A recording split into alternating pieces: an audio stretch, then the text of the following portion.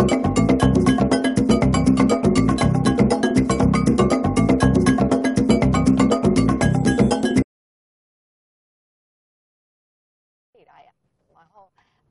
I have one vice. I guess I'm hard with the pedal, and I'm not lucky. I don't know how to talk my way out of a ticket. Fern Bursky averages about 1 traffic ticket a year. They range from not wearing her seatbelt to running stop signs. One was for making an illegal U-turn. And since she says she drives 2,000 miles a week for business, she certainly can't afford to lose her license. So she frequently visits the attorneys at the traffic ticket office. We have some clients that come in every week with a traffic ticket. Unofficial estimates are that 25 to 50 million traffic tickets are issued in the U.S. each year, generating about $8 billion in revenue for local and state jurisdictions. In Malo's experience, about 7 in 10 people will just simply pay the fine without realizing they're admitting guilt and thus racking up points on their driving records. That results in higher insurance rates and sometimes a lot worse if you're a professional driver. They're not given the option to go to traffic school to avoid the points or anything like that.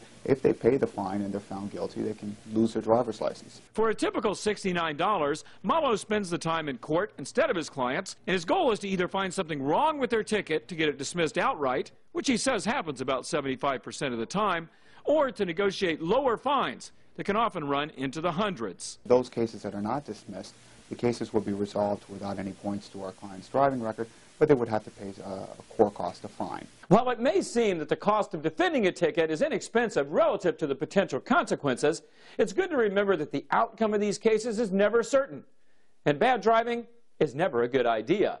So the bottom line here is, let's see if we can avoid tickets in the first place. For Money Talks, I'm Stacy Johnson.